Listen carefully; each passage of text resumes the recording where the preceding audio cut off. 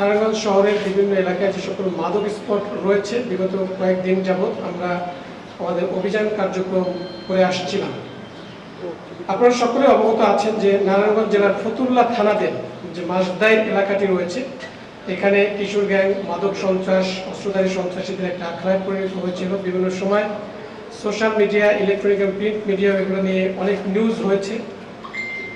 সে লক্ষ্যে গতকাল মানে 5ই এপ্রিল দুপুরের দিকে আমাদের একটি গোয়েন্দা দল সুনির্দিষ্ট মাদক স্পটগুলো শনাক্ত করার জন্য যায় এবং তারা তাদের কার্যক্রম চলাকালীন সময় এই মাদক সন্ত্রাসীদের দ্বারা তারা যখন আইডেন্টিফাই হয় এবং তাদের উপরে অতর্কিতভাবে আক্রমণ চালায়, যেখানে আমাদের 3 জন সদস্য আহত হয়।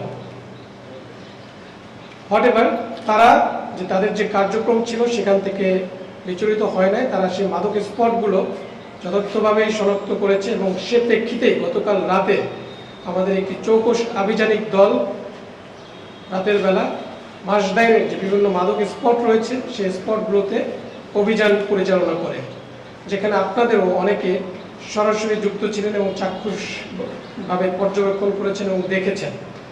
সেই অভিযানে আমরা 13 জন মাদকের সাথে রিলেটেড, কিশোর গ্যাং এবং আরও অন্যান্য অপরাধের সাথে সংশ্লিষ্ট 13 জনকে আমরা গ্রেফতার করেছি এবং উক্ত এলাকায় বিভিন্ন স্পট থেকে 6 রাউন্ড পিস্তলের গুলি, 10টি চাকু, 7টি চাইনিজ কুড়াল, 2টি রামদা এবং অনেক চাপাতি এবং স্টেনলেস স্টিলের অনেক লাঠি, যেগুলো তারা যে কিশোর গ্যাং এবং সন্ত্রাসী কার্যক্রমের জন্য ব্যবহার করে থাকে।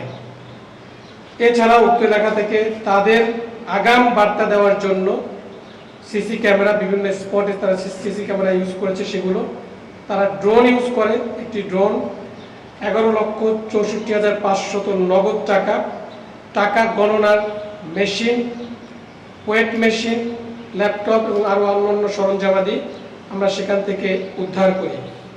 এই অভিযানে টোটাল 236 কেজি গাঁজা এবং 11,000 পিস ইয়াবা উদ্ধার করা হয়।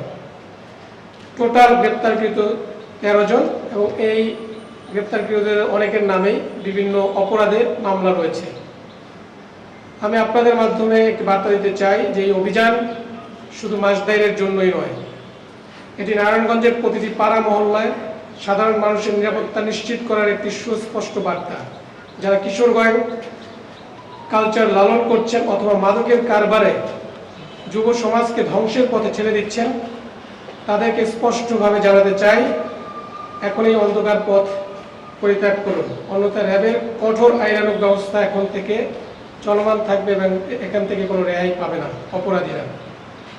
আমরা একটি নিরাপদ, শান্তিময়, মাদকমুক্ত নারায়ণগঞ্জ গড়তে বদ্ধপরিকর।